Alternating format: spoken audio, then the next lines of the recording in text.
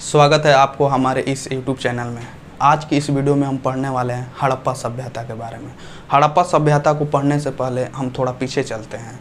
जैसे कि हमने इतिहास को 3 खंडों में विभाजित किया था पिछले लेक्चर में। प्राग इतिहास, अद्य इतिहास और ऐतिहासिक काल।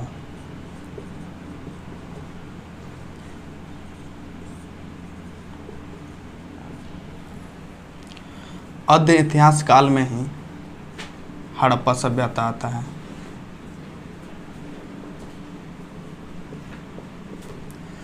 यानी कि अद्य इतिहास में आपने पढ़ा था, लिपि तो था लेकिन गैर अनुवादित।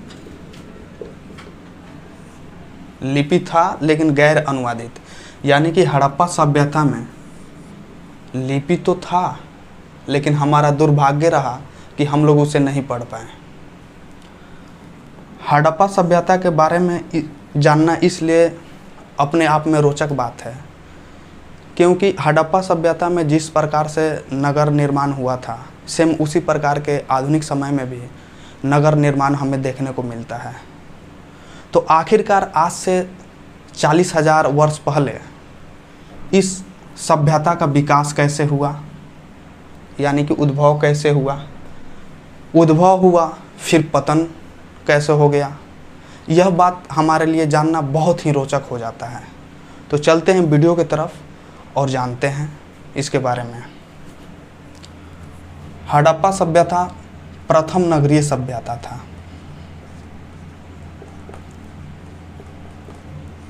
प्रथम नगरीय सभ्यता था। इसका समय काल जो है, समय काल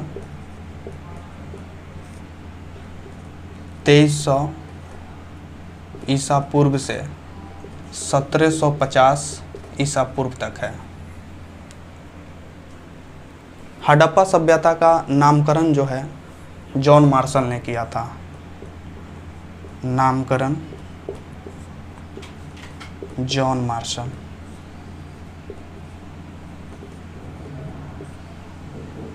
जॉन मार्शल ने किया था। अब हम हड़प्पा सभ्यता को सिंधु सभ्यता क्यों कहते हैं, सिंधु सभ्यता को हड़प्पा सभ्यता क्यों कहते हैं, यह बात हम जानते हैं। सिंधु नदी के आसपास के बसे सभ्यता को सिंधु सभ्यता का नाम दिया गया, लेकिन वर्तमान समय में सिंधु सभ्यता को हड़प्पा सभ्यता कहा जाता है क्योंकि सिंधु प्रवाह क्षेत्र से दूर तक के क्षेत्रों तक भी हमें इस सभ्यता को देखने को मिलता है। इसलिए सिंधु सभ्यता को वर्तमान समय में हड़प्पा सभ्यता के नाम से जाना जाता है। हमने क्या पढ़ा? सिंधु सभ्यता को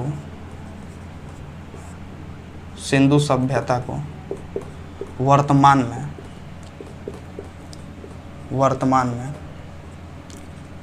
हड़प्पा सभ्यता के नाम से जाना जाता है। तो अभी तक हमने पढ़ लिया कि सिंधु सभ्यता यानी कि हड़प्पा सभ्यता प्रथम नगरीय सभ्यता था। इसका समय काल 2300 ईसा पूर्व से 1750 ईसा पूर्व तक है। सिंधु सभ्यता का नामकरण जो है जॉन मार्शल ने किया था। सिंधु सभ्यता को वर्तमान में हड़प्पा सभ्यता क्यों कहा जाता है, इस बात को हमने जान लिया। अब हमारे लिए जानना यह बहुत रोचक हो जाता है कि सिंधु सभ्यता का काल विभाजन किस प्रकार से हुआ था। इसे साफ कर लेते हैं पूरा को।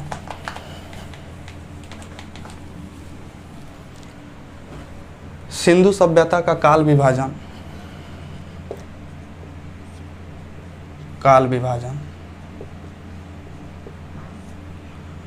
पहला सिंधु पूर्व सभ्यता, दूसरा सिंधु सभ्यता, तीसरा उत्तर सिंधु सभ्यता। सिंधु पूर्व सभ्यता नवपाषाण काल के अंत से और सिंधु सभ्यता के उद्भव तक के काल को सिंधु पूर्व सभ्यता के नाम से जाना जाता है, जिसका समय काल है 3000 ईसा पूर्व से 2300 ईसा पूर्व।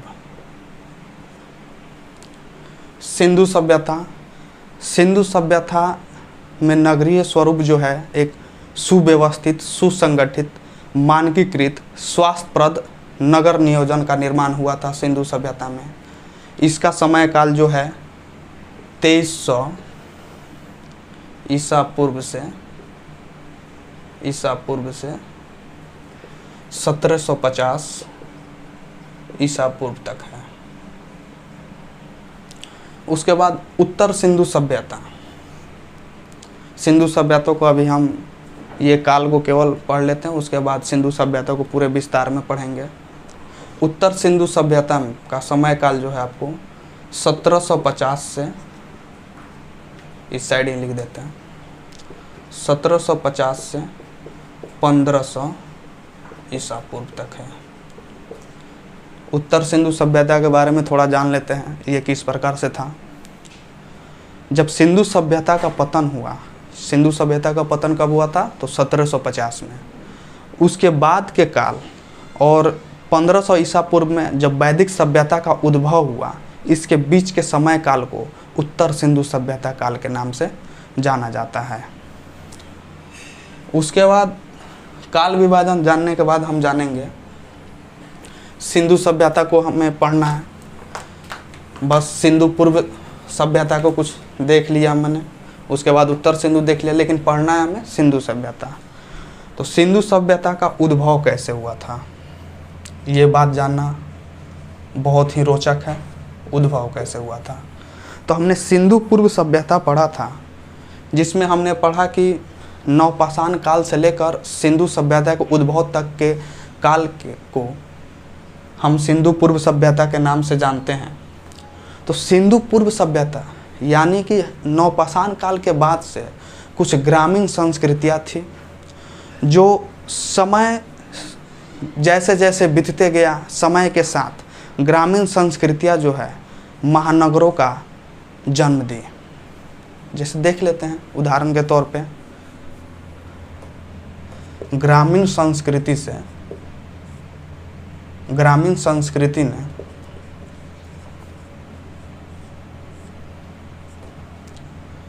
समय के साथ धीरे धीरे विकास होती चली गई और महानगर को जन्म दी। जैसे सिंधु पूर्व सभ्यता में हमें एक बड़ा संस्कृति मिलता है।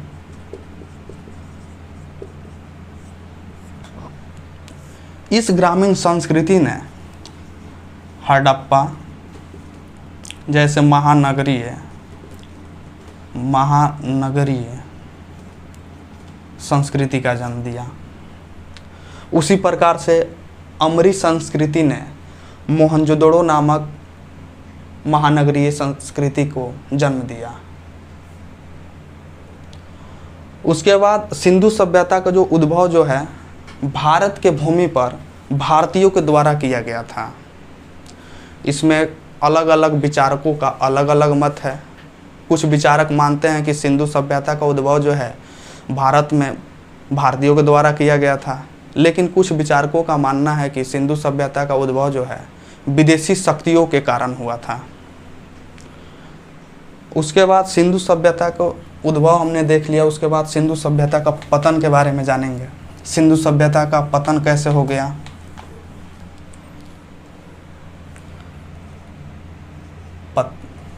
पतन कुछ विचारकों का मानना है कि सिंधु सभ्यता का पतन जो है विदेशी आक्रमण से हुआ।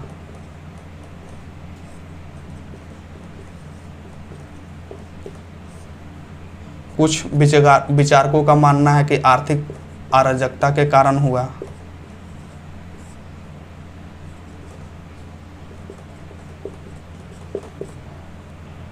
कुछ का मानना है कि प्राकृत एवं पर्यावरणीय कारण से हुआ, और सब विचारकों का अलग अलग मत है। लेकिन ये विदेशी आक्रमण जो है वर्तमान समय में अमान्य है, इस मत को स्वीकार नहीं किया जाता है। आर्थिक अराजकता है, इसको भी अमान्य है वर्तमान समय में। प्राकृतिक व पर्यावरणीय कारण को राष्ट्रीय व अंतर्राष्ट्रीय स्तर पर मान्यता प्राप्त है। प्राकृतिक व पर्यावरण में जैसे कि बाढ़ का आना, सूखा, जलवायु परिवर्तन, भूकंप इत्यादि है। इस प्रकार से सिंधु सभ्यता का पतन हुआ, जो कि अभी मान्य मत जो है यही प्राकृतिक और पर्यावरणीय कारण है। सिंधु सभ्यता के पतन के बाद हम पढ़ेंगे सिंधु सभ्यता का नगर नियोजन के बारे में पढ़ लेंगे थोड़ा सा। नगर नियोजन,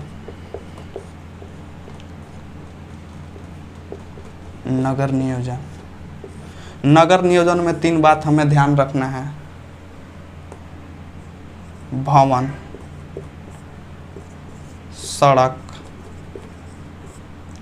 और तीसरा है जलमल प्रबंधन। सबसे पहले हम सड़क का बात कर लेते हैं। सड़क का जो जाल था पूरे नगर में फैला हुआ था, 3 रूप से फैला हुआ था। सड़क 3 प्रकार के थे, मुख्य सड़क, उप सड़क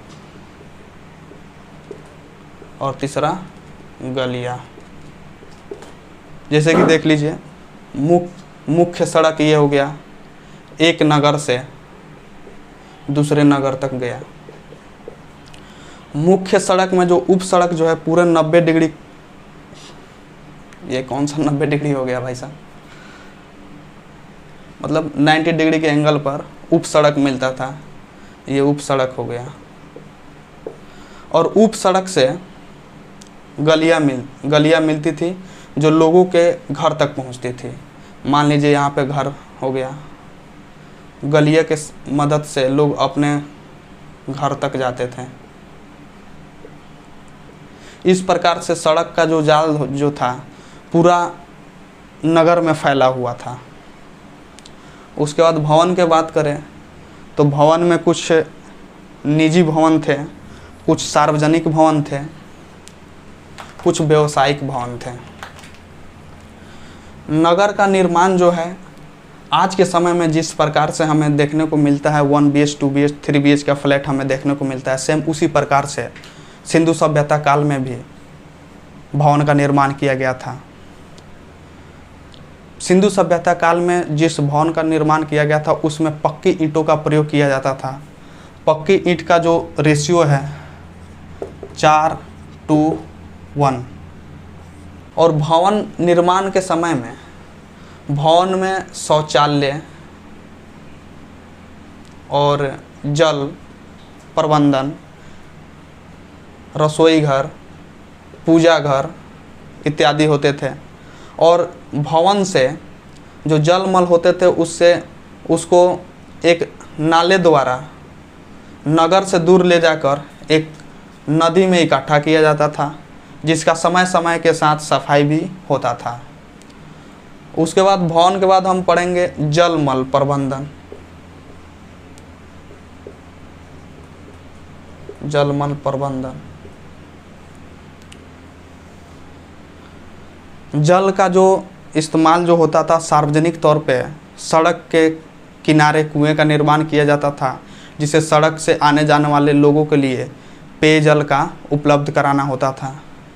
और जो जलमल होते थे उसे एक नालियों द्वारा नगर से दूर ले जाकर एक नदी में छोड़ा जाता था और नालियों को ढका हुआ होता था। धन्यवाद, मिलते हैं अगले वीडियो में। तब तक के लिए जय हिंद, जय चंपारण।